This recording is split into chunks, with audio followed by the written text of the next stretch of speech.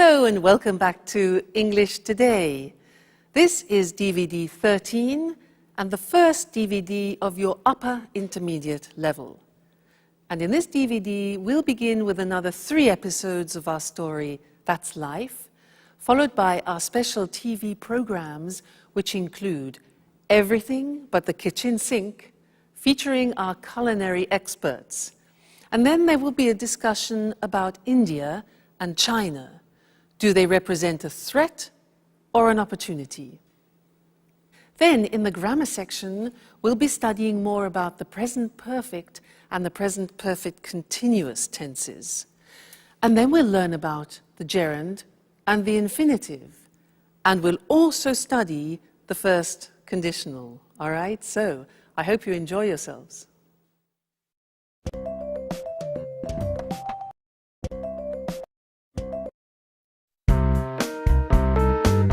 Sharon, I called a real estate agent 5 minutes ago. He deals with apartments in Japan. He said he'd send an email with some photos. That way we can choose which apartment we like the best. Don't rush me, Peter. You know I haven't decided. I know. We've talked about this a lot. But doesn't the idea of leaving appeal to you? I mean, just think of it. A new country, a new life together, new experiences. Now, I'm really enthusiastic about this opportunity. It's not every day you have a chance like this. Well, I've wanted to make changes in my life for a long time, but these changes seem so, well, so overwhelming. There, I said it. I've never been to Asia, and I'm frightened of going there to live. But I told you that Alice has been there. She went to Japan in 1995. She says it's a fascinating country. It's antique and modern at the same time. It's full of interesting traditions and new innovations. I know. I've read a number of books. Last night, I finished reading Japan in the 21st Century.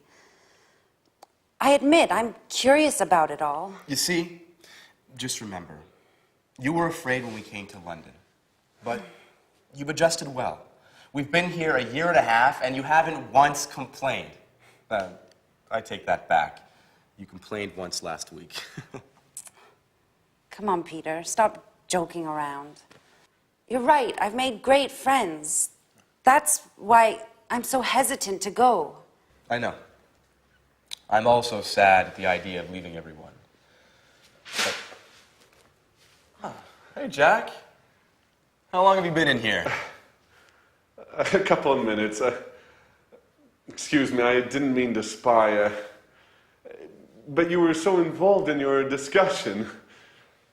So you've heard that she still hasn't decided, even if she's going to decide soon. In fact, we're just talking about which apartment to choose. Well, don't rush it, Peter. Decisions about major changes take time. So whose side are you on? I need to get going. I took my watch to be repaired 2 weeks ago, and I still haven't picked it up. Sooner or later, they're going to put it up for sale. Bye. Jack, I'm leaving her in your hands. Please try and convince her.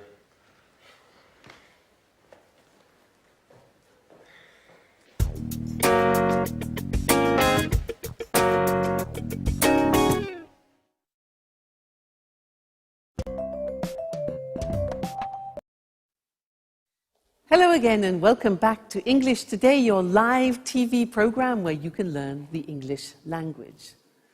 That last episode, I'm sure Jack can manage to convince Sharon to go to Japan. What do you think?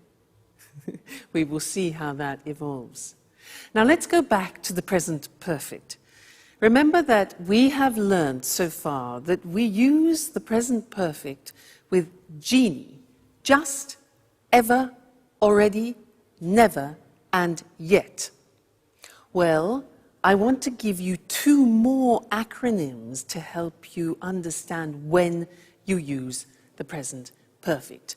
And the first one is this: flot.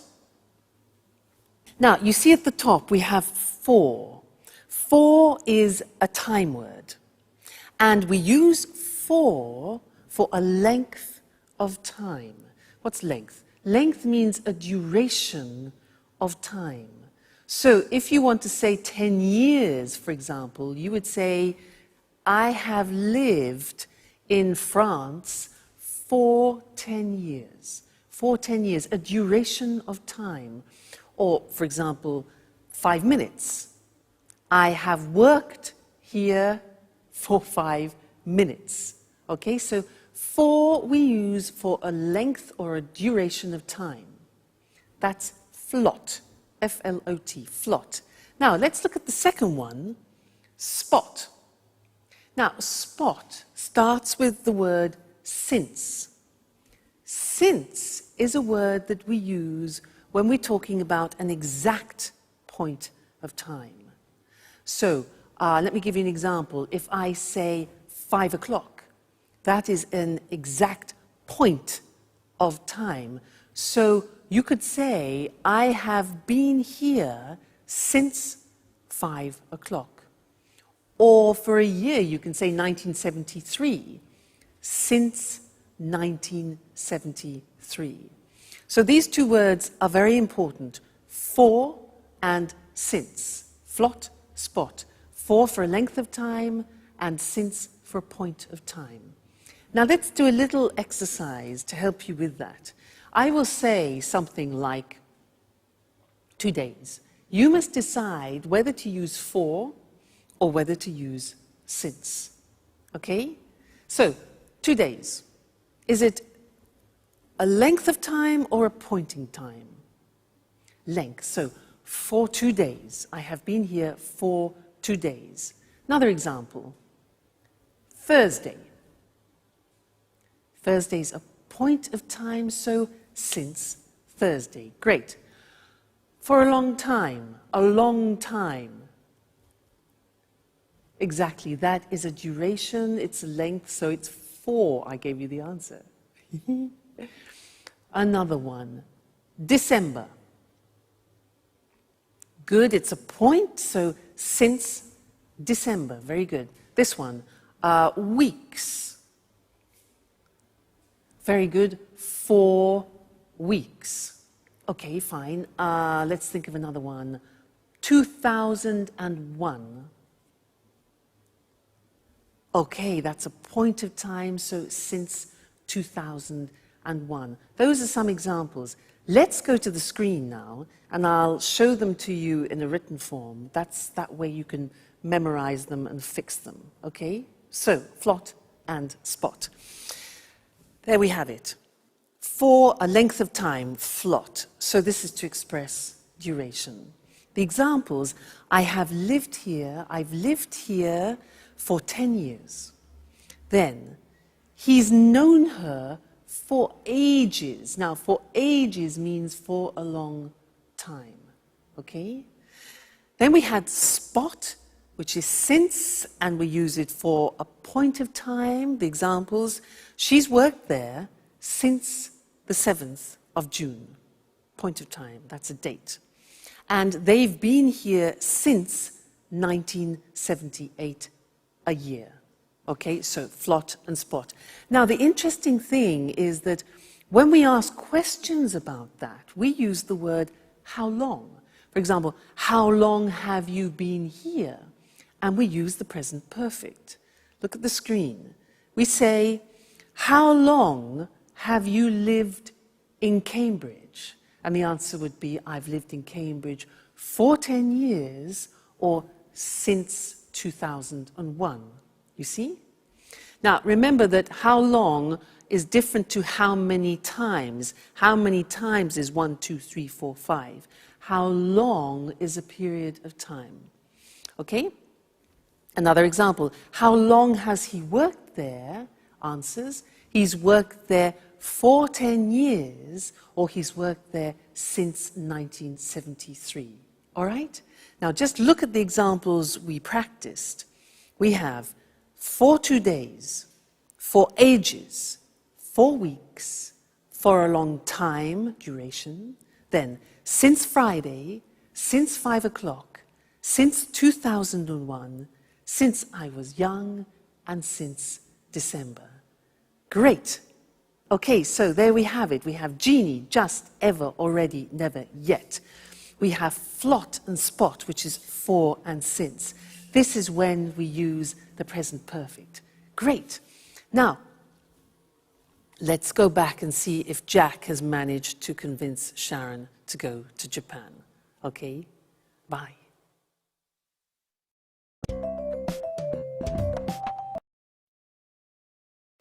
You can't leave. Now that we finally found each other. Stop it, Jack. I'm so confused. Don't you start. I was thinking, you'll be all alone in a foreign country. You won't know anyone. Peter will be at rehearsals all day. At least here you have us. I will always be here for you. Yes, I know that. Oh, and did you know that women can't go out alone in Japan? Jack, that only happens in the Middle East. Stop it now. The truth is, I love new experiences. Remember when I moved to London 2 years ago? I've loved every minute of it. But that's not what you told Peter. I said it on purpose. You know I want him to slow down. I heard what you said 5 minutes ago. You were sincere. You weren't joking. You misunderstood, Jack. I'm not afraid of leaving. I've lived in a lot of different places in my life. I've done a lot of things. I've worked as a babysitter, as a tour guide, as a waitress. I'm sure I'll find something in Japan. I know you all too well, Sharon. You haven't ever really enjoyed any of those jobs. You still haven't found what you want to do in life. Stop it, Jack. I'm glad you promised Peter to convince me to go. I didn't promise him anything. So, what have you decided? Are you going to move? I don't know. I think I will. Yes. I'm going to move. If you've already decided, why did you have a job interview yesterday afternoon? Who told you that? Anne? No. I haven't spoken to her for days. So how did you find out? It doesn't matter. So, you still haven't answered my question. I don't have to answer to you, Jack. Okay. I see you're angry. It just proves that I'm right. Jack, sometimes you are so impossible. Have you ever considered that maybe it's the best thing for me? And what about you, Sharon? Have you ever thought that you might be in love with somebody else? Listen, I refuse to give up.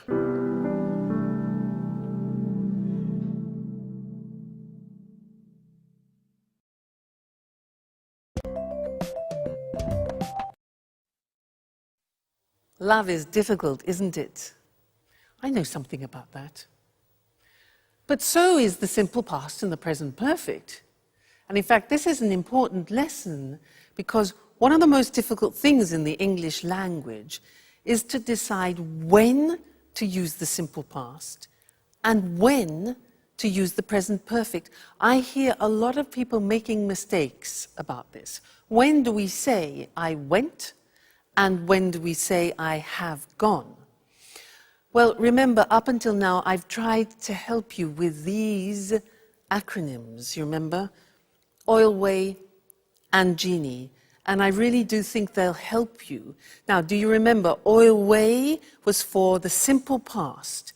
We use the simple past with on, in, last, when, ago, and yesterday. Okay? And we use the present perfect with just, ever, already, never, and yet. Be careful, there are two A's. This is already, this is ago. Okay, so be careful there. So, when you are speaking English, you have to make these choices. What do I use? Simple past or present perfect? And it depends on what time reference or time word you are using in the sentence. That is the most important thing, okay? Which one of these acronyms? Let me give you an example. We'll take a simple verb like I go. Now, if you want to use already in the sentence, what do we use? Do we use present perfect or simple past? Already is part of genie, just, ever, already, never, yet. So you need the present perfect. And you say, I have already gone. Now, if you want to use last week, where is it? L, last, simple past. So you say, I went last week. Now, you try. I want to use just. Which one? Genie, just. So we say, I have just gone. Present perfect. Okay, next one. I want to use yet. Now be careful, there are two Y's. This one is yet, this one is yesterday. Be careful. So, yet is negative, do you remember? It's present perfect, and the yet is at the end of the sentence. So, I haven't gone yet. All right? That's more difficult. Yet, so that's an exception. Next one. When? When? Okay, simple past. For a question, very often, when did you go? Next one. Never. Right? I have never gone. Present perfect. Fabulous. 2 days ago.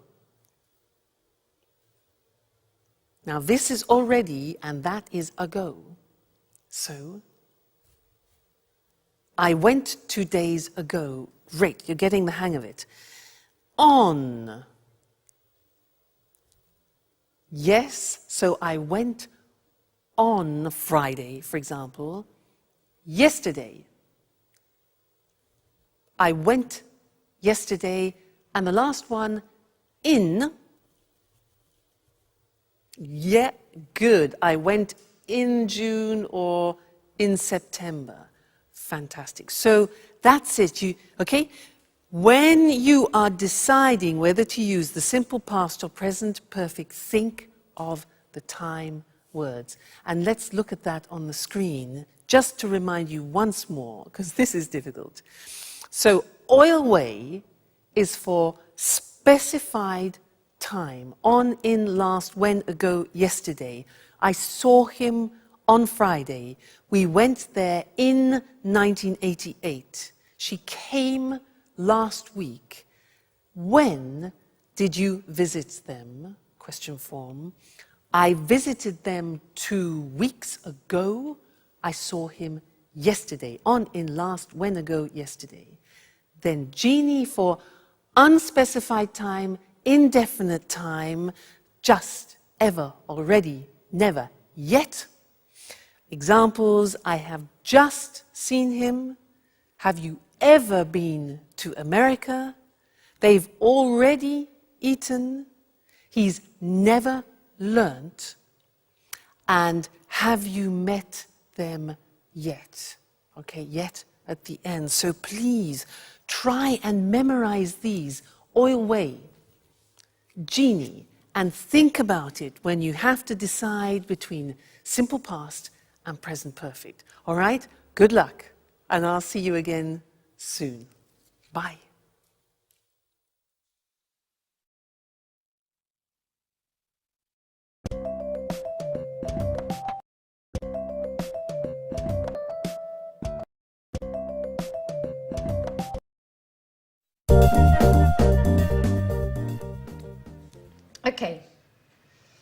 Sharon, you remembered to buy the beer, right? Of course I did. And you managed to bake the cake, right? Not yet. I'm going to bake it this afternoon. I still need to get some chocolate. Actually, Jack offered to get some for me. He promised to bring some before lunch. Sorry, but I can't help you with the cake. I have to take some tourists to visit the Tate Gallery. Oh, don't worry about it. I'll have Jack to help me. He decided to stay home today to give me a hand. Just don't forget to tell Tom, David, Mary, and all the others. Don't worry, Peter said he'd take care of it. I'm sure he's already got in touch with everybody by phone. Great. Everything is going as planned.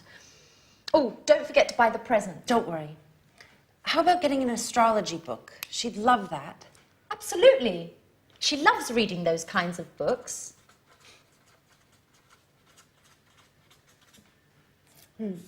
I hope I can get it before I go to work. By the way, have you heard anything from Mr. Dubois? Well, he told me he expected to come, but couldn't confirm. Well, you know how it is being so busy and everything. It's hard for him to give a definite answer one way or the other. I imagine being a stage director is difficult. Alice would be so happy if he comes. Yes, she will. Anyway, Mum's the word. If you say anything, it won't be a surprise. Hey everyone, what are you up to? Oh, nothing important. Oh, I almost forgot. Happy birthday, Alice. So, what have you arranged to do this evening? Well, I considered celebrating with you guys. I mean, if you want to.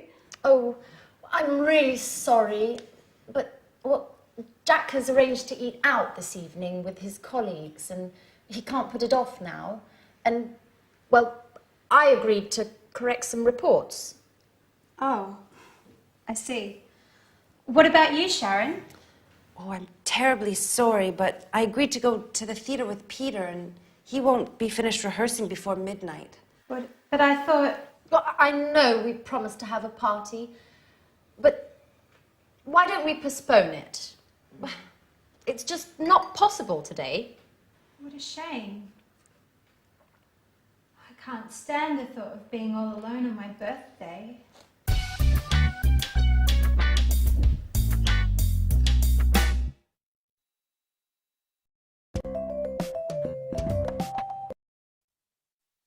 Hello again. She really believed them, didn't she? Great actors. Now, in this lesson, I want to do something new, and it's related to gerunds and infinitives. In that last episode, our friends used some quite complicated sentences, which I want to look at with you now. Anne said, Jack offered to get some cake. Do you notice that there are two verbs together there? Jack offered to get some cake. Now, offered here is followed by an infinitive. That's one example. The next example is, she said, he promised to bring some before lunchtime. He promised to bring some. Promised is followed by an infinitive, promised to bring. Then Anne says, she loves reading. Loves reading. Now, love is followed by a gerund. Then Sharon says, yes, I imagine being a stage director is difficult. I imagine being. Gerund. So here we have offer, which is followed by an infinitive, promise, followed by an infinitive, love, followed by a gerund, and imagine, followed by a gerund. And you're probably thinking, so how do I learn these? Well, you have to learn them by heart, as we say. Yeah, there's no other choice.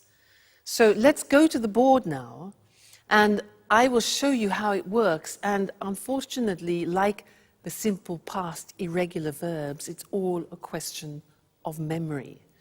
So, as we said, when you have a main verb followed by another verb, sometimes it's in the infinitive, sometimes in the gerund. Let's look at some examples. You managed to bake a cake. The verb manage is followed by an infinitive. Jack offered to get some. He promised to bring some. I have to take some tourists. Have to in the sense of obligation. What have you arranged to do? Arranged plus infinitive. I agreed to correct some reports. So there you see manage, offer, promise, have, arrange and agree are followed by the infinitive with to. Let's move on to the other examples where verbs are followed by the gerund. She loves reading. So love followed by reading. Gerund. I imagine being a director is difficult. Imagine followed by gerund. I considered celebrating. Considered followed by gerund. Celebrating with you guys, and he won't finish rehearsing before midnight. So there we have examples of love, imagine, consider, finish, followed by the gerund forms. So it's a bit complicated, and it's a question of familiarizing yourselves with the verbs that take gerund and the verbs which take infinitive. It comes with practice, don't worry. But this is just an introduction. So, let's go back and see what's going on in Alice's birthday party, all right? And I'll see you later. Bye.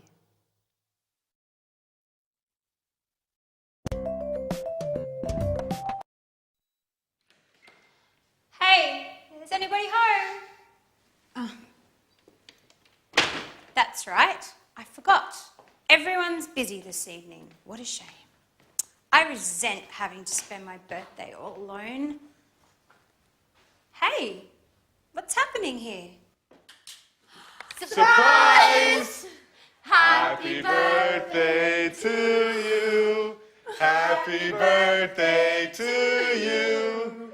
Happy birthday, dear Alice. Happy birthday to you. Oh, I'm so happy. I didn't expect to find anybody here. I thought I had to spend my birthday all by myself. Oh, did you really think we would forget to celebrate your birthday? Well, yes. You played quite a trick on me. And you fell for it. Come on, everyone. A toast to Alice. Oh, wait. Before we make a toast, we have another surprise. Another surprise! Daddy!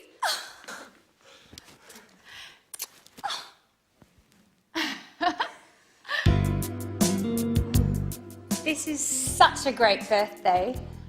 How did they talk you into coming? Alice, dear, how could I miss your birthday? Work is important, sure, but nothing is more important than my dear, sweet, only, lovable, adorable little girl.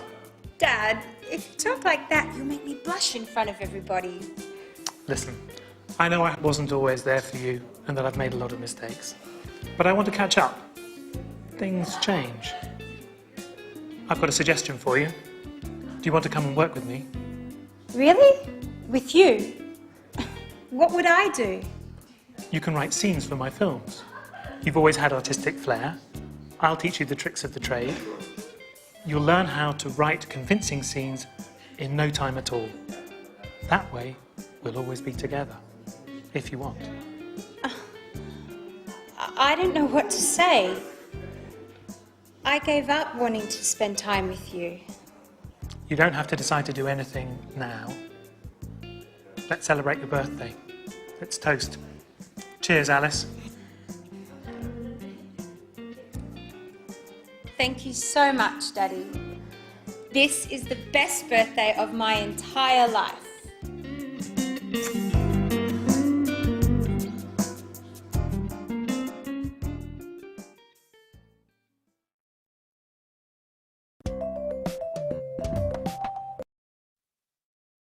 Happy birthday, Alice. Did you hear what her father said?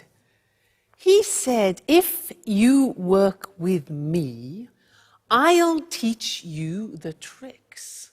Now that's an opportunity, not only for Alice, but also for us, because he used a grammatical form that I want to teach you now. If you work with me, I'll teach you the tricks. And that in English is a conditional form, the first conditional. If I work, if plus the simple present, I will teach, followed by the future will.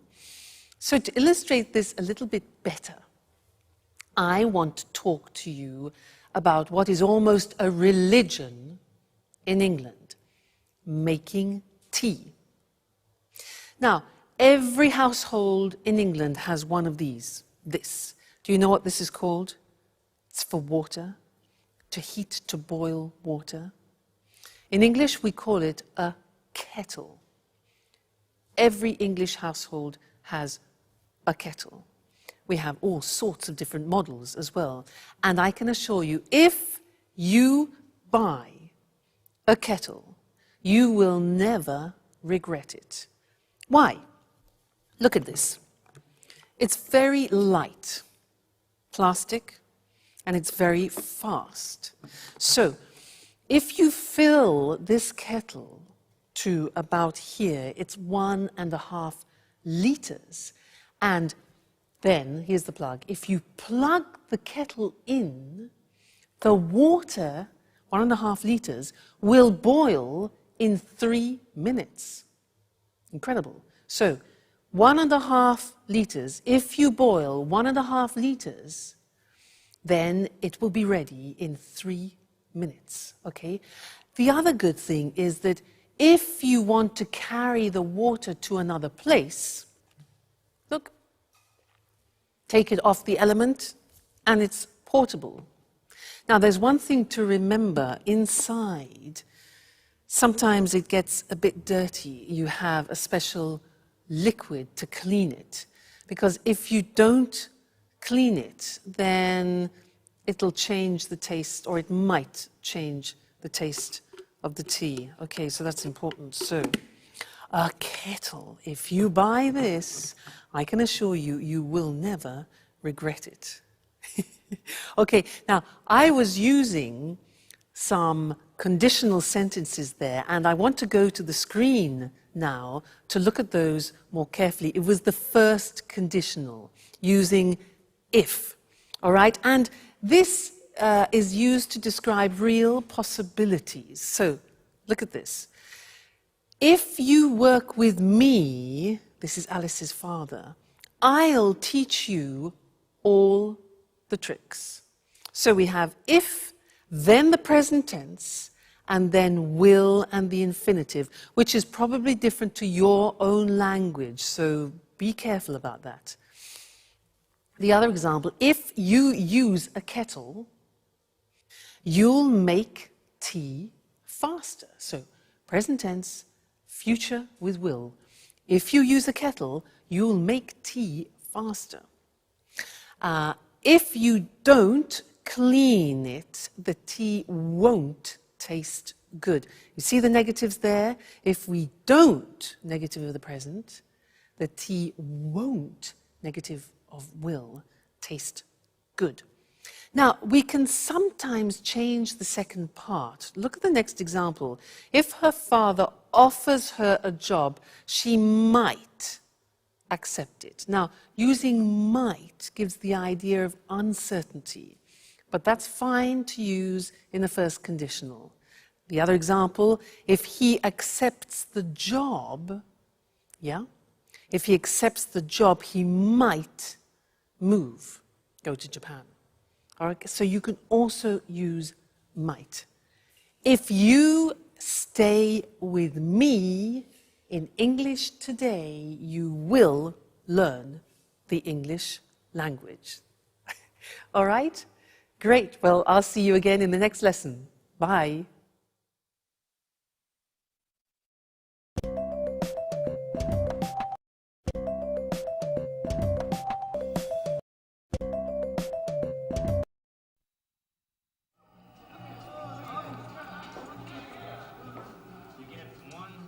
Hi, Jack. Is Anne home? No, she hasn't arrived yet. I've been waiting for her for over an hour. I think she's been shopping. What's the matter? You don't look too well. Nothing, really. Don't lie to me. I've known you for 10 years. Listen, Jack, I really don't want to speak about it, okay? No, it's not okay. We have to speak about the situation and clear the air once and for all. I've been thinking about us a lot. I've been thinking about us so much, I haven't slept well in nights. What have you been thinking, Jack? About us. You're leaving for Japan. I've told you before, and I'll tell you again, Sharon, it's crazy. You can't leave now when we know how we feel. Jack, you're repeating yourself. That's right. And I'll continue repeating myself until you accept the truth. We're made for each other. Stop it. You're embarrassing me. Sharon, listen. I haven't stopped loving you. And I know you feel the same about me. That's it. I said stop it, and I meant it. Look, you've made me cry. And anyhow, how do our feelings change anything? How do they change anything? They change everything. You must tell Peter immediately about everything. Tell him you won't go.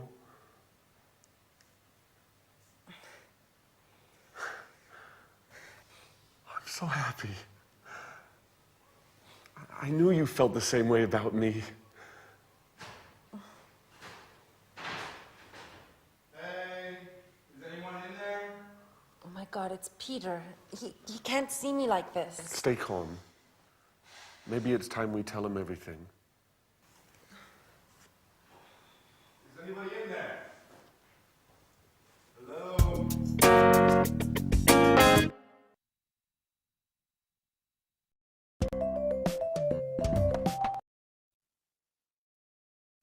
Hello, everyone, and welcome back to some more English today. It's the moment of truth for Sharon, isn't it? Now, in that episode, they used some very interesting language, and language which is a grammatical form very typical to English. It's a form you don't find in many other languages. Let me give you some examples. Jack said, "I've been waiting for her for over an hour. I've been waiting for her. She's been shopping. She's been shopping." And Jack also said, "I've been thinking a lot about us," remember? She said, "What have you been thinking, Jack?" Now that's the form that I want to look at with you now, because as I said, it's very unusual and particular to the English language. So, London Bridge, the Tower Bridge. Now that's a useful image because in fact, this grammatical form is about bridging two different forms. It's about bridging the present perfect has been or have been with the present continuous form, for example, I am working. Now, you put those together, mix them all up. Ding, bingo, you get the present perfect continuous. You see, the taxi joins the two together. That's great. I'll give you an example. I have been teaching for years. Now, what does that mean? It means that I started it in the past, this action, and I am still continuing it now. So I started in the past, have been, and I'm continuing now the continuous. I have been teaching English for years. Okay, let me give you another example. Yoga. I started yoga 5 years ago. I'm still doing yoga now, so I say, I have been doing yoga for many years. I have been doing yoga for many years. Okay, so that is this interesting mixture of present perfect and the present continuous. Okay? So, I think in order to understand it a little better, we should go to the screen so that you can see it in the written form. I remind you, it's a tense that you find in particular in the English language, not in other languages. So, here we have it. Sharon has been working as a tour guide for many months. So, an action starting in the past, continuing now. He's been working here for 5 years. He's been stands for he has been working here. They've been playing tennis since May. Okay? That's the positive form. Now, the negative form, Peter hasn't been paying attention to Sharon for a number of weeks. That's the negative. That's true. The question form is, how long have you been doing your homework this morning? Have you been doing inversion?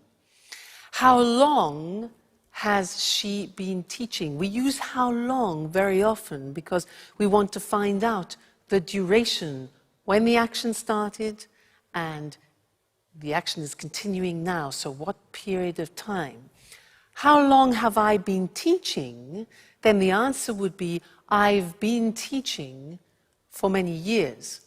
I could ask you, how long have you been learning English?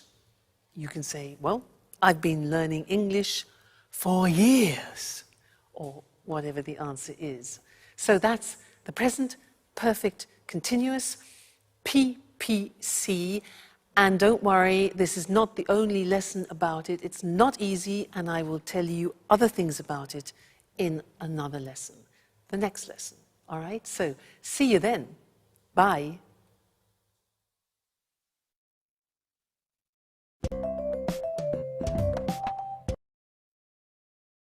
Hey, Jack? Sharon? What are you doing here? I've been looking for you for half an hour. Hey, what's the matter? You've been crying. Are you going to explain to me what's going on or not? Peter, listen, calm down. I'm not going to calm down.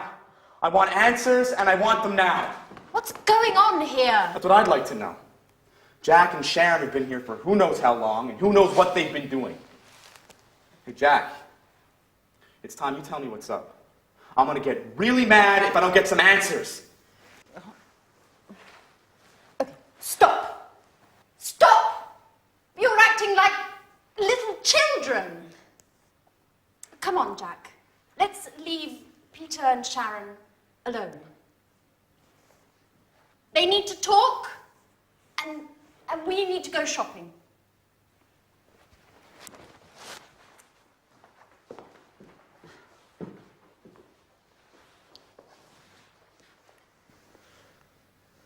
So, Sharon?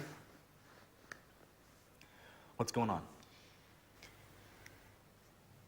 Peter, I have to tell you something I've never told you before. I've known Jack for a long time. We went to the same university together, and, well, we were once engaged. What? So that's why Jack came to live here. You've been seeing each other, haven't you, Sharon? No, Peter, I swear, it's true. We just happened to meet here. It happened by chance. By chance?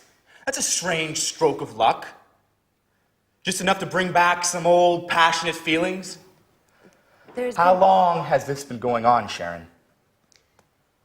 Nothing has happened between Jack and I. Even if I do still have some feelings for him. After all, Peter, you've been neglecting me for months. The only thing that's important to you is your work. You live, eat, and drink theater and nothing else.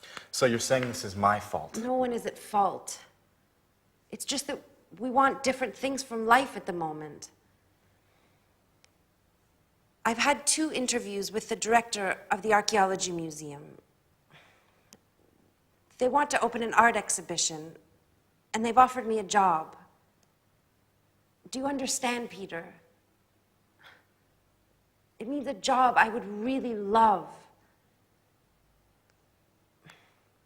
What are you getting at, Sharon?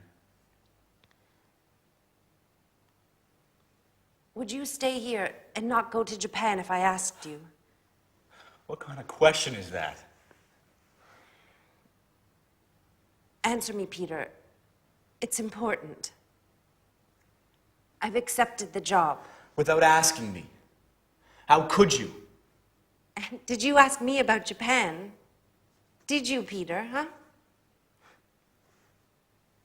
Are you willing to stay here with me?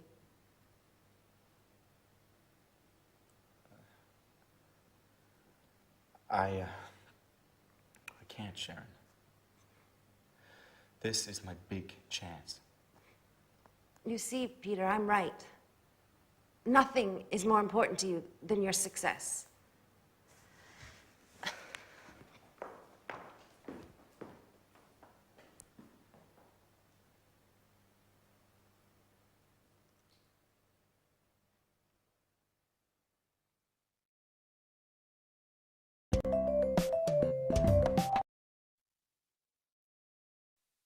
So this is our moment of truth.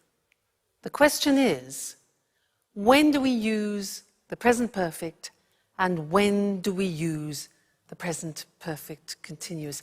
Many people ask me this. They say, Louise, but when do we use the present perfect? I have gone, I have seen, I have done. And when do we use the present perfect continuous?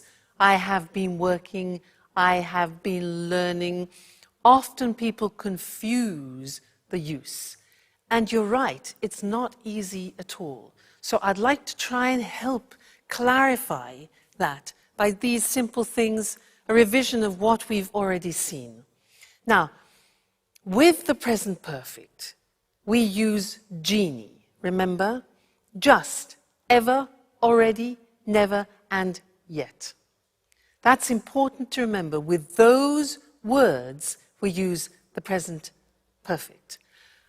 But with the present perfect continuous, we're using for, since, and how long. Okay, now that is the difference. So if I take a phrase like, I do the exercise, and I want to use the time word already, then you need the present perfect. I have already done the exercise. But if you want to use the concept of since, you can't use the present perfect, you use the present perfect continuous. So I have been doing the exercise since Friday. Another example would be, for example, just. Just is a present perfect word. So we say, I have just done the exercise. If you want to use for, we're into the present perfect continuous, the PPC. So I have been learning English for many years. So do you see the mechanism? You have to think about what time words you want to use in the sentence. Then you choose the correct grammatical form. Genie for the present perfect. For, since, how long? How long have you been learning English? For the present perfect continuous. That way you can distinguish between the two forms, all right? So try and memorize those time words, and I can assure you it will help you a lot when you're speaking. All right? Great. Well, see you again in the next lesson. Bye.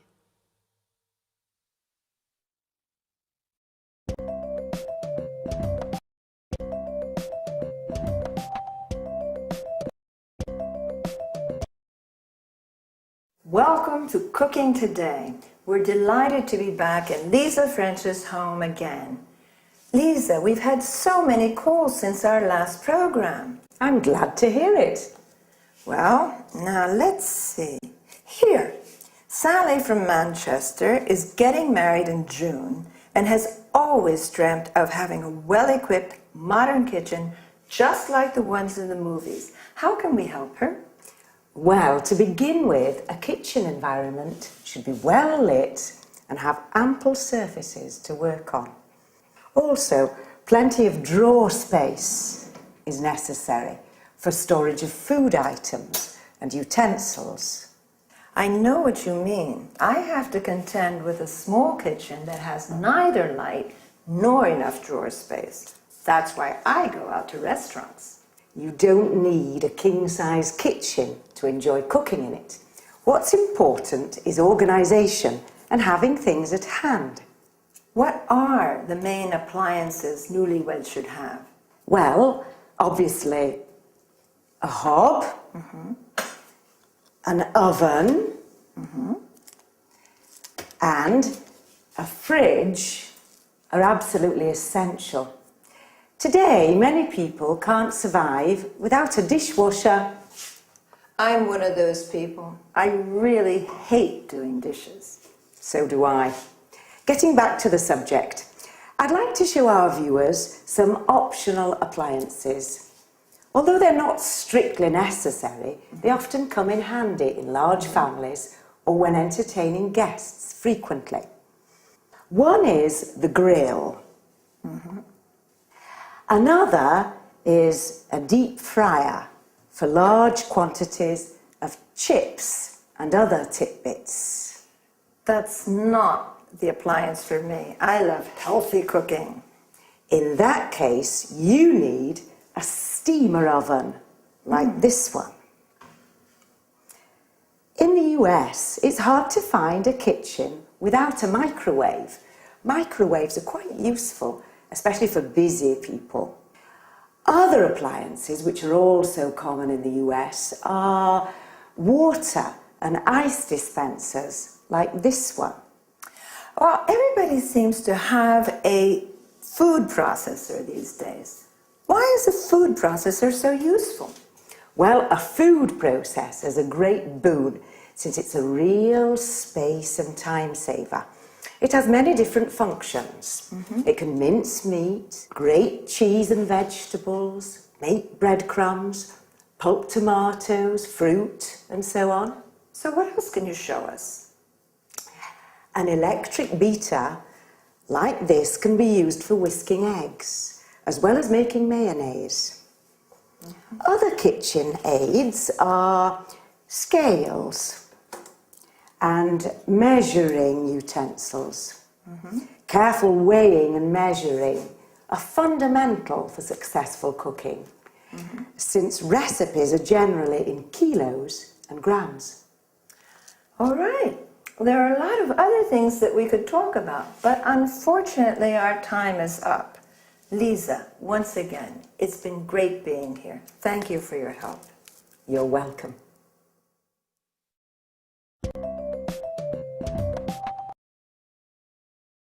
Well, let's analyze some of the vocabulary used by Lisa. Talking about the appliances for cooking, she spoke about a hob, or U.S. stove, where you cook food. an oven where you roast or bake food, a grill where food is cooked by strong direct heat. As we saw, the following machines can be optional. A deep fryer in which you fry food, a steamer oven where you can cook food in steam rather than water, a microwave where food is cooked by electromagnetic radiation. Then she referred to items where food can be stored like a fridge, originally refrigerator. The section with frozen food is called a freezer. The section of the fridge which produces cold water and ice is called a water or ice dispenser. Lisa also said drawers are important. You need them to keep utensils, cutlery, and so on. A dishwasher is a machine for washing dishes, cutlery, glasses, and so on. Other small appliances are a food processor, a machine which can ground, mince, or chop food, an electric beater where you mix, whip, or whisk food, scales or measuring utensils used for measuring food, weight, or liquids. Then Lisa used some culinary terms, such as mince, that is chopping meat into very small pieces. Notice that mincemeat is a mixture of dried fruit. Cheese and carrots can be grated, that is, finely shredded. Or we can say pulp, which means crushing fruit into a soft paste. Pulp is also the soft inner part of fruit. Another useful verb is beat. That is mixing eggs, cream, butter, using a fork or a whisk. That's enough for today. See you again. Bye.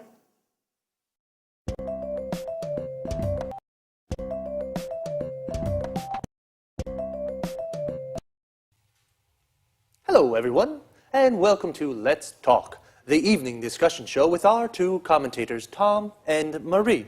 Good evening, everyone. Good evening. Well, let's talk business tonight. Let's talk about some important developments in the global economy. Let's talk about new markets and new commercial opportunities. In particular, I'd like to know what you think about the extraordinary economic growth that's taking place at the moment in some parts of the world. Are you referring to China? Yes, and also to India. You know, for the last 5 years, the economies of these countries have been growing at almost double-digit rates. In 2005, the Chinese economy grew by 9.9%, the Indian economy by 8%. Compare this with an average of only 1.3% in Europe's Eurozone. How do you see these developments? Is this enormous economic growth an opportunity or a threat for European producers? Well, I'm rather concerned about it, and I believe that many European industrialists are concerned too. These two Asian giants with their enormous populations are threatening European manufacturing and jobs. The fact is that labor costs are so low in China and India that European manufacturers just can't compete. Sorry, Tom, but I really don't agree with you. I don't see these growing economies as a threat to European producers. I believe that China and India offer new, important markets to European manufacturers. You know, both countries have middle classes that are becoming larger and larger. These people are becoming wealthier and are looking to spend their money on luxury goods made in Europe. So, Maria, according to you, European companies can sell their high-quality goods to middle-class Indians and Chinese. Exactly. In this way, European exports to China and India are predicted to increase. Just a second, Marie.